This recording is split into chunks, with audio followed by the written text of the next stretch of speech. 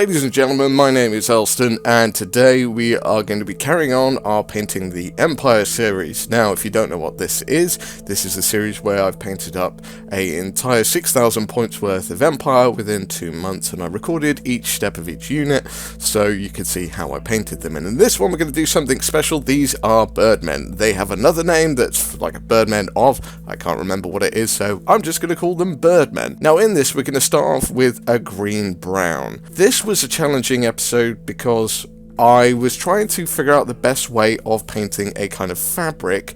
I'm thinking a Leonardo da Vinci-esque style, Leonardo da Vinci's flying machine and stuff like that. I wanted to get that kind of vibe from it. We're talking a semi-steampunky-esque kind of thing where they're relying on wood and fabrics, but nothing crazy apart from that. Then we're going to use light brown, and this is going to go as a kind of highlight. Now, I don't hit every single area, so I'm aiming more for the middle of each kind of wing, and I'm going to leave the sides with a little bit of that green brown showing. This just gives a little bit of definition, a little bit of texture. It makes it just a little bit more interesting, because otherwise it's just a solid color, and I might as well have just started with this color. It's worthwhile mentioning as well, I am using an airbrush for this portion of it, but afterwards you won't need to worry about that because it will go into normal brush mode. Now we're going to use bone white, and this is again going to be another highlight, and again we're aiming more for the center of the wing where the fabrics is. This is just to give a bit more interest to the model itself, rather than it just being a flat color. We've got a little bit of a gradient in there to give it a little bit more interest. We'll add a lot more detail when we come into painting the wood and the metals and everything, but this is a way to just make the fabric itself look a bit more interesting. Now we come on to the tricky part, contrast wildwood. This is a real grind. This, you just have to carefully go through and paint each individual wooden strut. It took ages. I wish there was an easier way of doing this, but I can't see there's an easier way. Contrast is the easiest way I can foresee of doing it, because it goes on it's got pretty good pigmentation, so it goes on pretty thick, and it's got good coverage. However, you do have to be careful because you're painting a dark color over a lighter color, so if you do muck up, then yeah. Now, I'm not saying I'm perfect with brush control as well, so you may spot little bits of errors, but to be honest with you, as long as the majority of it's good, then we're good. Now we're going to use Gore Grunter Fur, and we're going to use this to paint the actual militiamen inside.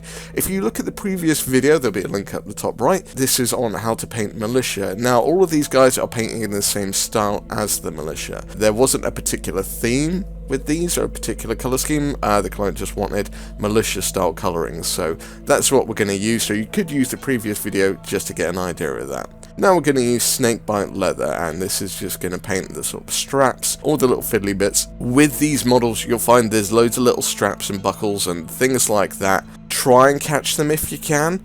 I know it can be tricky sometimes, and you may just have to come back to them at the end of it once you go, I didn't paint that. That's absolutely fine. There's a lot of detail for you to cover. Now we're going to use gunmetal from Vallejo Premium, and this will cover all the metal areas. Again, a little bit of a grindy task, but is what is. There's no way around this. We've gotten all the sort of bulk work we can do with the airbrush out of the way, and now we've got to come in with the brush. So yeah, we're just going to paint up all the metal areas with this gunmetal, so this gives us our base coat for our metallics. There's actually a surprisingly large amount of metal on this model. Considering it's supposed to be flying, there is quite a lot of metal on this. I wonder about the actual logistics of this thing getting into the air and actually staying up there, but this is fantasy, so we don't use that kind of logic in this way of thinking. We just paint what we need to paint and make it look like it should work, I guess. Again, in areas where it comes to the back, where it sort of connects to the wings, be very careful, because this will cover pretty clearly and pretty consistently, so if you get it on one of the pale areas, you could have some fun with getting that off.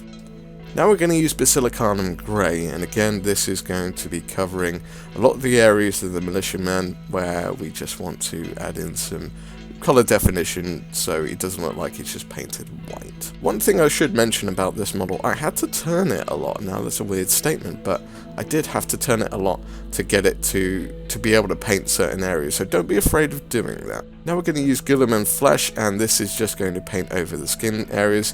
If you've seen my previous videos, This is my default for painting this entire army. I just use this. Now we're going to use Watercolor Metallic Silver, and this is just going to be to highlight the metal areas itself. You don't need to cover the entire area, just kind of the highlights with this, and that's absolutely fine. You have to remember with all of these, we're painting this as an entire army, so the picture is the entire army, not the individual model itself. So this is an element of batch painting. We're not going for masterclass on every single model because there's over 350 models in this army, so to do that masterclass in each one, I would be dead before I actually completed the project. So we are going with a basic tabletop standard with this. Now we're going to use non-oil gloss, and this is going to be our shade for our metals. This is my default, to be honest with you, for shading any kind of metals that are silver. Copper ones I use a different one, maybe Agrax shade or something to that effect, but this is my default. Why I use gloss over that, it still keeps an element of the metallic finish to it. If you put a matte varnish over this, it does dull it down. That is situational though. It can be that you want that effect. I just tend to find, if I'm doing metals, I put the gloss on it and it keeps that kind of metallic sheen to it. That's my default for shading any kind of metallics. Now we're going to use Black Templar for the boots. Not really much more to it than that. Put it on thick, cover everything, we're all good. Then we're going to use Xeris Purple, and this is the highlight color for the entire army. There's like little touch bits of highlight, and purple is the kind of accent color of this army, so this is what ties it all together. Now I'm just painting the stand black as well. This is just to give the illusion of not seeing it, and I'm also just colouring in the little sort of bionic eye, which apparently people in fantasy have bionic eyes now. Now we're going to use McCrag Blue, and this is going to paint up the little lens in his eye. Again, why? To be honest with you, the guy's flying with 2 shotguns in his hand, so bionic eyes, yeah, not really a thing. Now we're going to use Vallejo Magic Blue, and this is going to highlight up that eye just a little bit more. And now we're going to use white, and we put just a little bit more of a highlight mixed in with the Magic Blue to give that kind of reflective look of glass. And then we go for a tiny little dot in the top right. I know with this army I said I wasn't going to paint eyes, but I thought this one was a bit significant. Now we're going to use Avalon Sunset, and this is going to paint his tash, because for some reason I thought he needed a big blonde tash. For some reason this guy reminds me of Brian Blessed. I don't know why, but we're going to call him Brian. Now we're going to use Flash Git's yellow, and this is going to be to highlight his tash. I also mixed in a bit of white as well, just to give it a bit more of a naturalistic look to it. I tend to find Flash Git's yellow is a little on the edge of cartooning, so mixing a little bit of white as well just kind of desaturated a little bit. Now we're going to use Scale Color Basic Flesh, and we're going to highlight up, because it seems that some of the areas where the pre-shading happened, it does look like he's got black skin now, so we're just going to highlight some of those areas up where the Guilliman flesh didn't really go over a white area, it just went over black, so it didn't really colour it much, so we're just going to bring out that definition again a little bit.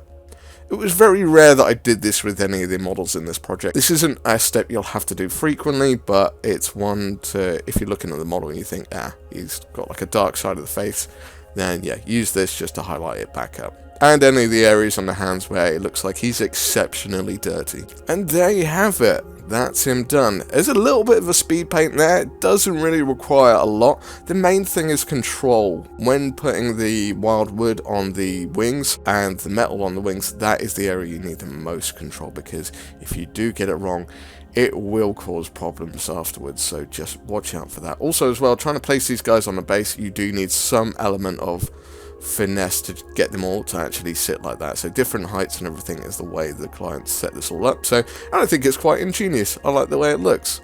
So if you've liked this video, please like, share, subscribe, all that jazz. There's other videos in this series, so please go check them out as well. If you do want to purchase any sort of fantasy models, there is affiliate links below. And until next time, everyone, stay safe, be good, and I'll see you next time.